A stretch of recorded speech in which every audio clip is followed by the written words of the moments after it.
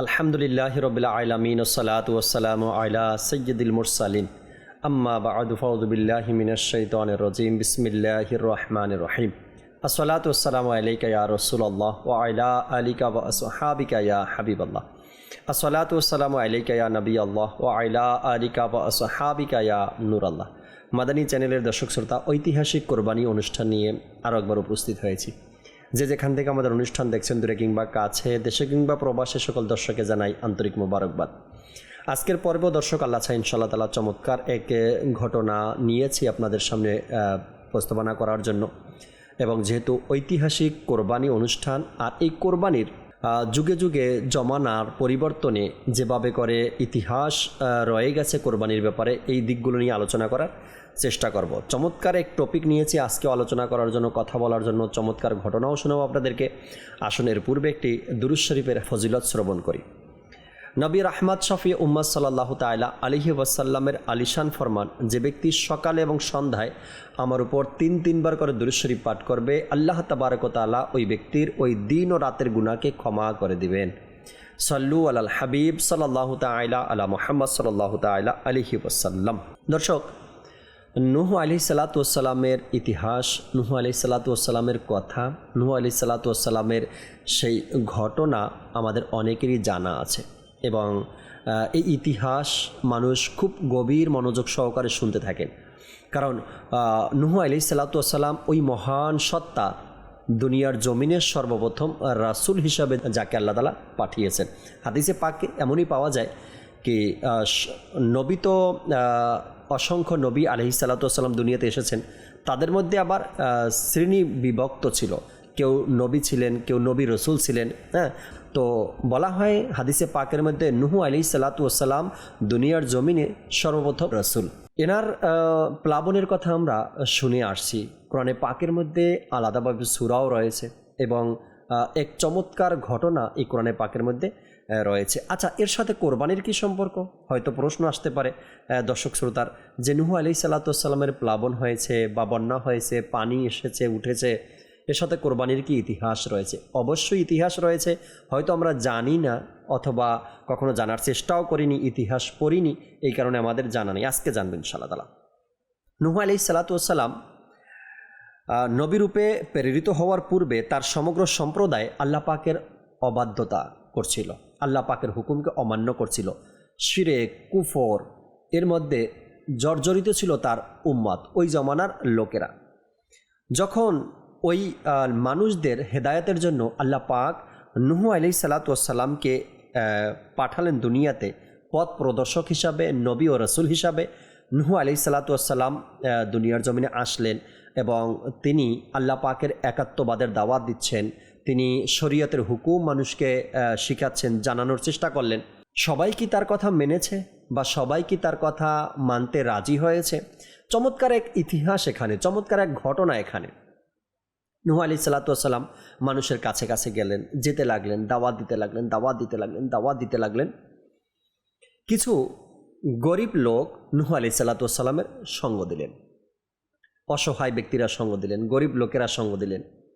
ঘটনাক্রমে যখন ওই আল্লাহকে অস্বীকারীরা বা স্রষ্টাকে বাদ দিয়ে সৃষ্টিকে খুশি করার জন্য ইবাদত যারা করছে, ওই ধরনের লোকদের মধ্যে যারা টাকাওয়ালা ছিল, অর্থবান ছিল, তারা নূহ আলাইহিস সালাতু ওয়াস সালামের আশেপাশে হাঁটাচলা করত আর বলতো, আমরা কি এই সকল লোকদের মতো হব, গরিব লোকদের মতন হব যারা আপনাকে মেনে নিয়েছে, আপনাকে অনুকরণ করছে? আচ্ছা, তারা কি আমাদের মতো বুদ্ধিমান? তারা তো অজ্ঞ লোক, তাই যাচাই বাছাইও করতে পারেনি, নিজের অনুকরণের জন্য আপনাকে বাছাই করে নিয়েছে।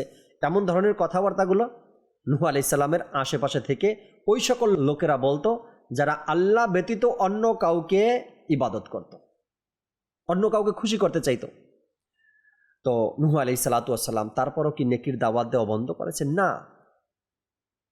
তারা যখন এভাবে করে গরিব লোকদেরকে অজ্ঞ বলতে শুরু করলো, গরিব লোকদেরকে নেতা নির্বাচন করার ক্ষেত্রে বলতে লাগলো, গরিব লোকদেরকে দুর্বল এবং নিচু শ্রেণীর লোক বলতে লাগলো, এভাবে করে জ্ঞানহীন বলতে লাগলো। প্রকৃতপক্ষে যারা নূহ আলাইহিসসালাতু ওয়াসসালামের সঙ্গ অবলম্বন করছে, যারা নূহ আলাইহিসসালাতু ওয়াসসালামকে মেনে নিয়েছেন, যারা নূহ আলাইহিসসালাতু ওয়াসসালামের শরীয়তকে মেনে নিয়েছেন, মূলত তারাই তো বুদ্ধিমান, মূলত তারাই তো নিজের হক পথের দিশারি ছিল এবং তারা সেই মুক্তির পথও পেয়েছেন, তাই না? হযরত নূহ আলাইহিসসালাতু ওয়াসসালাম এই কথার একটি উত্তরেই দিতেন যে তা কখনো হতে পারে না, কেননা এরা আল্লাহ পাকের খাঁটি বান্দা। নূহ আলাইহিসসালাতু ওয়াসসালাম ওই সকল লোকদেরকে বলতেন যে তোমরা যা বলছো এটা কখনো হতে পারে না, তারা অজ্ঞ নয়, তারা মূর্খ নয়, তারা অসহায় নয়, তারাই আল্লাহ পাকের খাঁটি বান্দা। তোমাদের ইচ্ছা অনুসারে যদি আমি এদের সাথে খারাপ আচরণ করি তবে আল্লাহ পাকের আযাব হতে আমিও রক্ষা পাব না। আমি আল্লাহ পাকের যন্ত্রণাময় আযাবকে ভয় করি। তার দরবারে খাঁটি নিয়তে ইবাদত করার মূল্য আছে, যেখানে আমির ও গরিবের কোনো ব্যবধান নেই। তিনি বলতেন, আমি তোমাদের কাছে আল্লাহ পাকের হেদায়েত এর দাওয়াত নিয়ে এসেছি। আমি গায়েবের কথা অবগত ফেরেশতা হওয়ার দাবিও করি না। আমি আল্লাহ পাকের মনোনীত নবী এবং রসুল। আল্লাহর দ্বীনের দাওয়াত প্রদান এবং সৎ পথ প্রদর্শন করার মূল উদ্দেশ্য আমার। ধন সম্পদ উন্নত হওয়া, গায়বী বিষয় অবগত হওয়া এবং ফেরেশতাদের মতো হওয়ার সাথে আমার কোনো সম্পর্ক নেই। আর জাতির এই দুর্বল ও গরিব লোকেরা যে আল্লাহ পাকের প্রতি খাঁটি ঈমান এনেছে, এরা তোমাদের দৃষ্টিতে এজন্য তুচ্ছ ও গরিব মনে হয়। এরা তোমাদের মতো ধন সম্পদের মালিক নয়, আর এ কারণেই তোমাদের ধারণা এরা কোনো মঙ্গলও লাভ করতে পারবে না, কেননা ধন সম্পদ এবং পদমর্যাদার সাথে সংশ্লিষ্ট হীনমর্যাদা ও দরিদ্রতার সাথে সম্পর্ক নয়। ঈমান এক জিনিস, ধন সম্পদ আর এক জিনিস। ঈমানের দৌলত এক জিনিস, আর টাকা পয়সা, অর্থ সম্পদ, দায়িত্ব, সমাজ, এটা আর একটা জিনিস। আজও আমাদের সমাজের মধ্যে টাকাওয়ালা লোক আছে, কিন্তু খাঁটি ঈমানদার কতজন আছে? আজও আমাদের সমাজের মধ্যে 5টি গরু ক্রয় করে কোরবানি দেওয়ার মতো লোক আছে, কিন্তু আল্লাহ তাআলার জন্য কোরবানি দেওয়ার লোক কয়জন আছে? আজও সমাজের মধ্যে 2-4-10টা গরু কিনে কোরবানি দেওয়ার মতো লোককে পাবেন, অর্থ সম্পদ আছে, কিন্তু কোরবানি যে কার কবুল হয়েছে সেটাই তো বলা মুশকিল। কার ইখলাস কেমন ছিল, কার কোরবানিটাই আল্লাহ তাআলার জন্য ছিল। তো নূহ আলাইহিসসালাতু ওয়াসসালাম তাদেরকে বললেন যে তোমরা যে কথাগুলো বলছো এটা বাস্তব নয়।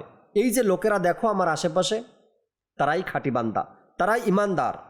নূহ আলাইহিসসালাতু ওয়াসসালাম তাদেরকে বারবার সতর্ক করে দিয়েছিলেন যে আমি আমার দায়িত্ব পালন করছি, আমি আমার খেদমতের প্রকৃত সওয়াব পেয়ে যাব, আর সর্বোত্তম বিনিময় আল্লাহ তাআলা দিয়ে থাকেন। নূহ আলাইহিসসালাতু ওয়াসসালাম তার সম্প্রদায়ের লোকেরা যারা এমন ঠাট্টা মশকরা করছে তাদের সাথে এই ধরনের কথাগুলো বলতেছিলেন যে আল্লাহ পাক প্রতিদান দিবেন, আমি তোমাদেরকে হেদায়েতের কথা শোনাচ্ছি, আমি তোমাদেরকে সঠিক পথ দেখানোর চেষ্টা করছি। কিন্তু সেই কম, সেই জাতি অনেকেই মেনে নিয়েছেন নূহ আলাইহিস সালামের দাওয়াত, আবার অনেকেই অবাধ্য হয়ে গেছেন, অস্বীকার করছেন, কুফুরের মধ্যে লিপ্ত ছিলেন, শিরকের মধ্যে লিপ্ত ছিলেন।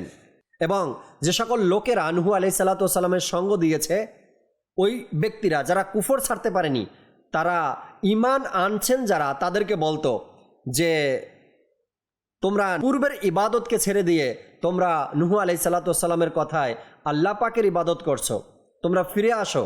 যেভাবে আমরা পূর্বে ইবাদত করেছি সৃষ্টির, এভাবেই আমরা ইবাদত করি। নিজের হাতের বানানো কোনো বস্তুর ইবাদত, গাছের, আগুনের, আকাশের। তো তারা বলতো যে ফিরে আসো, আমরা যেভাবে আগে ইবাদত করেছি সেভাবে এখন আমরা ইবাদত করব। নূহ আলাইহিস সালামের কাছে গিয়ে যারা ঈমান এনেছে তাদেরকে আল্লাহ তাবারক ওয়া তাআলা নূহ আলাইহিসসালাতু ওয়াসসালামকে পয়গাম দিলেন, ওহী নাজিল করলেন নূহ আলাইহিসসালাতু ওয়াসসালামের উপরে যে আমি এক প্লাবন, বন্যা, পানির বন্যা আমি দিতে চাই। আপনার কওমের মধ্যে যারা আছে, গোত্রের মধ্যে যারা আছে, আপনার পরিবারের মধ্যে যারা আছে, এরা যারা ঈমান আনেনি তারা সব ধ্বংস হয়ে যাবে, আমি এমন এক বন্যা দিতে চাই।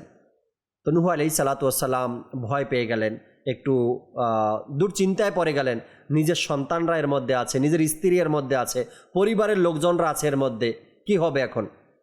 যারা ঈমান এনেছে তারা বেঁচে যাবে, যারা ঈমান আনেনি, যারা কুফর শিরকের মধ্যে লিপ্ত রয়েছে, তারা এই বন্যায় ফেসে যাবে।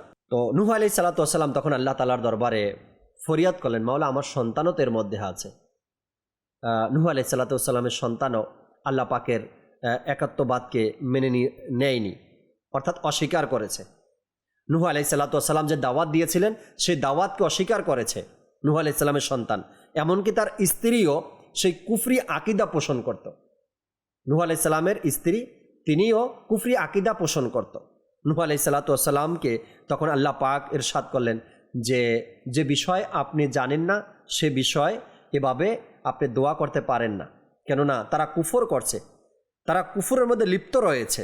নূহ আলাইহিস সালাতু ওয়াস সালাম যখন জানতে পারলেন যে তার সত্য প্রচারের কথাগুলো তার স্ত্রী সন্তান মেনে নেয়নি এবং তার কওমের লোকেরা, তার জাতির লোকেরা, তার সম্প্রদায়ের লোকেরা মেনে নেয়নি, তখন তাদের উপরে এই প্লাবন, এই বন্যা, এই পানি, এই গজব তাদের উপরে আসবে।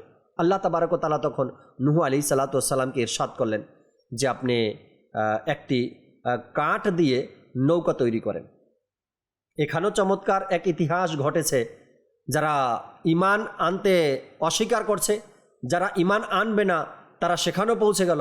আল্লাহ তাবারক ওয়া তাআলার হুকুমে নূহ আলাইহিস সালাতু ওয়াস সালাম কাঠের এক নৌকা তৈরি করা শুরু করে দিলেন।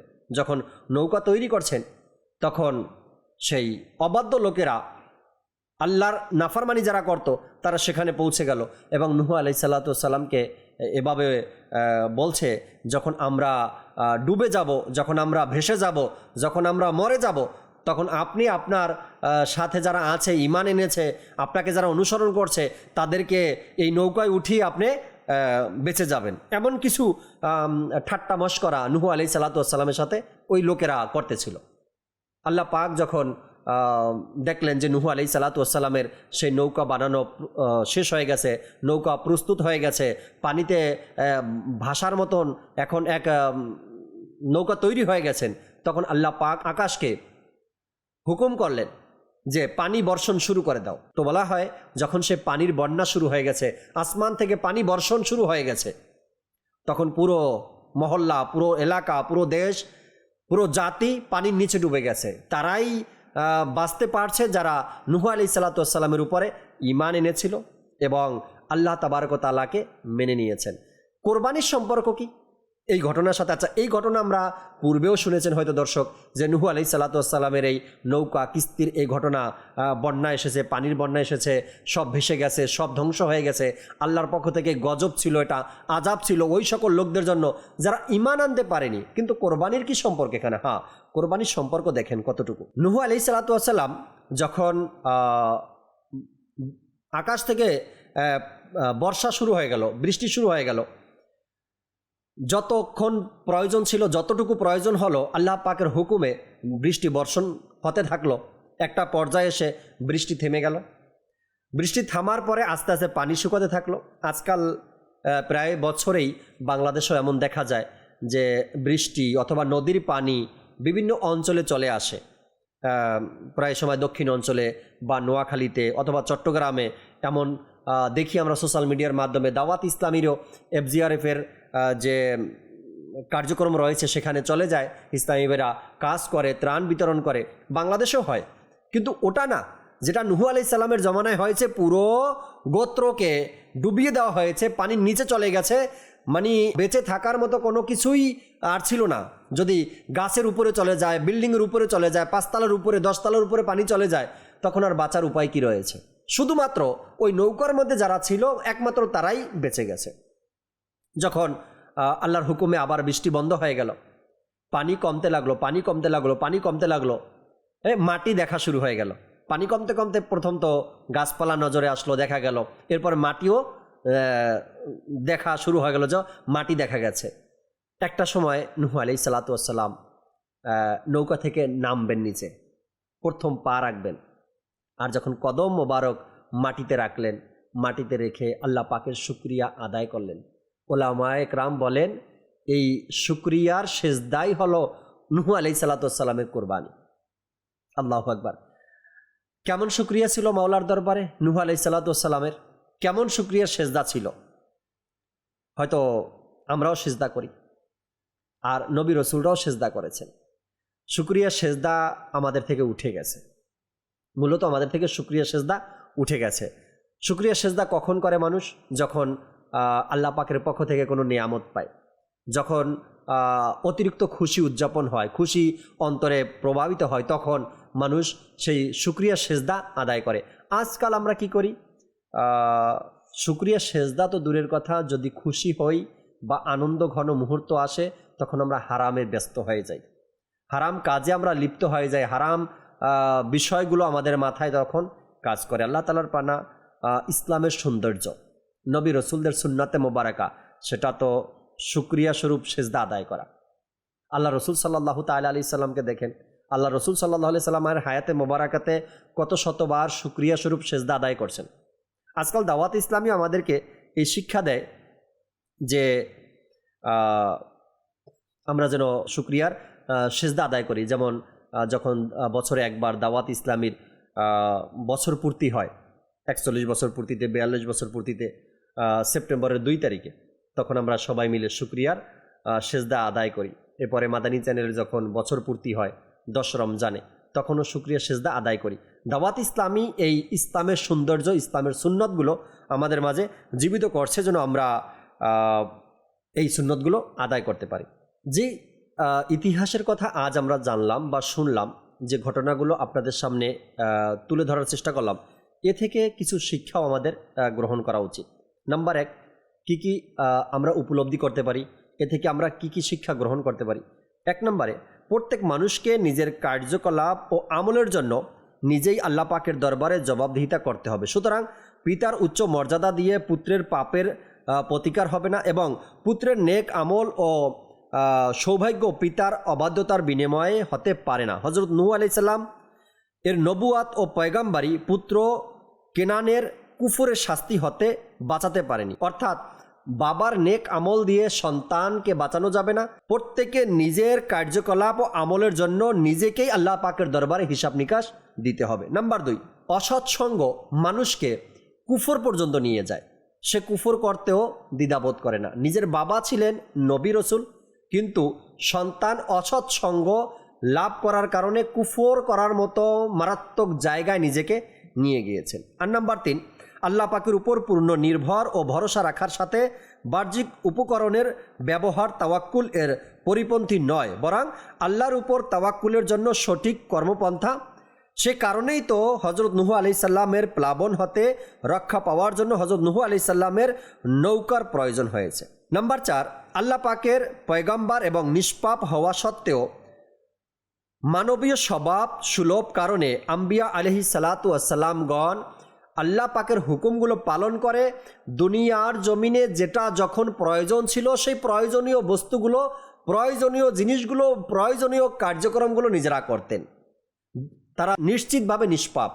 নবী এবং পয়গাম্বর রসুলগণ নিষ্পাপ, তারপরেও আল্লাহ পাকের হুকুম মোতাবেক তারা এই কার্যক্রমগুলো করতেন। দুনিয়াতে যা প্রয়োজন হতো, দুনিয়াতে যা দরকার হতো, যেমন নূহ আলাইহিস সালাতু ওয়াসসালাম নিজের স্ত্রী এবং সন্তানের জন্য চিন্তা করছিলেন যে তাদের কি হবে, আমি তো চলে যাব বা আল্লাহ পাক আমাকে বাঁচিয়ে নেবেন, কিন্তু সন্তান আর স্ত্রীর কি হবে। আল্লাহ পাক কি ঘোষণা করলেন যে তারা কুফরের মধ্যে আছে, তাদেরকে আপনি ছেড়ে দিন, আপনার পরিবারের কেউ না তারা।